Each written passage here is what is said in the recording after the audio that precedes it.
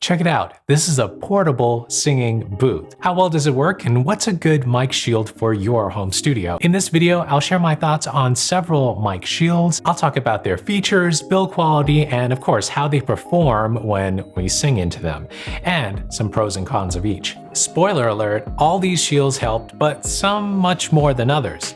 I have sample recordings for each at the end of the video so you can hear them side by side. If you're new around here, I'm Sanjay. I have tons of videos about music production and the latest music gear on my channel. Consider subscribing if you haven't already. I always like to get straight to the good stuff in all my videos. Thanks to Zounds for sending these over to me so I can test them. Zounds has some of the best mic shields in stock. Links to everything I show you in this video is in the description below. So why use a mic shield in the first place? Well, if you already know, you can go ahead and skip this part and just get to the comparisons.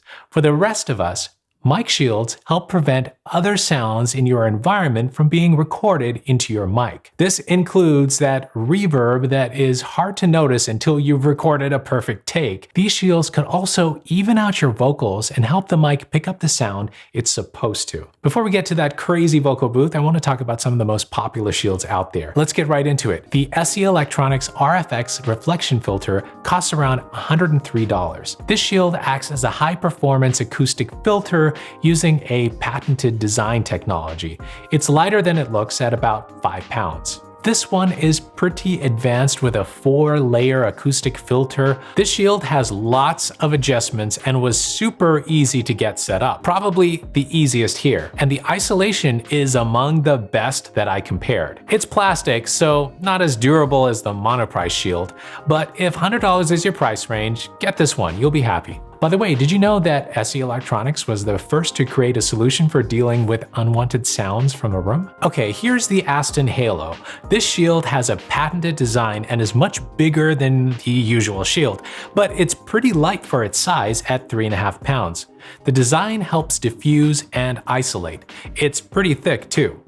People love this shield, even though it's pretty expensive relative to the others. It has a premium feel to it and comes in black or purple. It works really well. You're getting your money's worth. But hey, listen to the recordings at the end so you can hear for yourself. I have to say, the best thing about this shield is that it gives a huge protection area and still holds firm on any microphone stand. All right, one more super popular and very affordable shield is on Amazon, and it's by Monoprice. This shield is $50 without a stand, but I suggest buying it with the heavy-duty stand, which puts it around $99. It features a foldable design, which saves your space in your studio.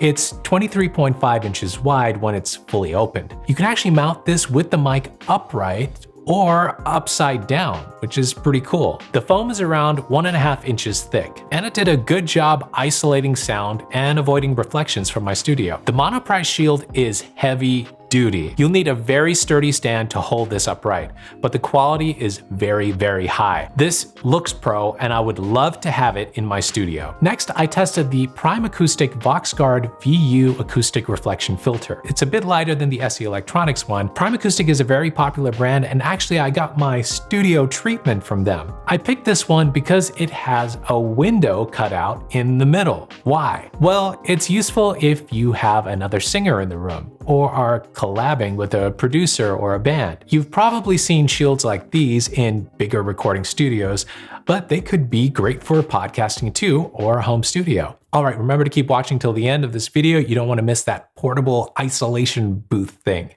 Hey, if you're making music at home, you should be releasing it to the world, and DistroKid, the sponsor of today's video, makes that easy and inexpensive. I've used DistroKid to release music, and it was just a breeze. You know, I used to wonder how to get stuff on Spotify and Apple Music and other platforms. I thought it would be hard, or maybe I need a record deal or something. Not true. You can do it yourself right from your computer. Yeah, put your music out there for the world to hear. DistroKid will get your music on platforms and collect your earnings from plays and purchases. They've even got some great marketing tools to help you get the word out on your new release. Hyperfollow is the best. DistroKid creates a page that you can link from anywhere. Share it, and people can find your music and follow you to keep up with your future releases. If you're ready to sign up, I have a link that'll give you a discount on your first year of membership. You'll find it below this video. And if you want to watch my other videos on DistroKid, Watch them right here. The next mic shield is similar to the last two, but with a few more hardware design differences. It's also one of the most popular ones on Amazon. This one is by OnStage. It's the ASMS 4730 isolation shield. It's a bit heavy at around 7 pounds with its isolation shield and vented aluminum surround panel and frame. The acoustic foam is 2 inches deep, unlike the standard 1-inch thickness. The OnStage shield sounds fine. It's on par with the other shields of this size. Nothing special. Okay, I saw this online and it's pretty popular on all sites, so I just had to try it. This is the IsoVox 2 Vocal Studio Mobile Vocal Isolation Booth. It retails for $1,000 and you can get it in 2 colors, white or midnight black. Assembling the booth is actually very easy following the pictures. The booth zips up and has a Velcro assembly and you can put it away flat when it's not in use. Now you do need a good stand for this. The zippers look plastic, but after putting it together, it's actually really strong. The quality is really good. It's about 28 pounds. I guess easy enough to carry around from one room to another or transport it in your car. This booth is marketed for professional recording, voiceovers, music schools, and broadcasting, but hey, use it at home if you want to. It has a 360-degree design and it's meant to keep vocal sounds inside, absorbed, diffused, and enhanced. It's even got a cable channel built in. The isolation of sound is amazing, definitely in a league of its own compared to the other shields. The recordings did have a huge boost in low frequencies, but you can adjust that with EQ. You're gonna hear it in the recordings coming up. So which of these mic shields do you like best? Let me know in the comments below. Make sure to click on the links below and check out the upcoming music accessories videos I have planned.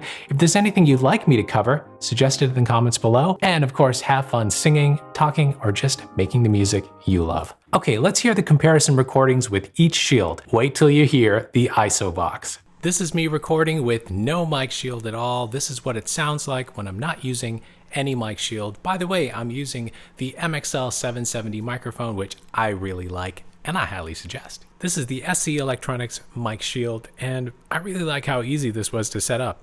The foam looks sparkly, so it's kind of fun to be singing towards this.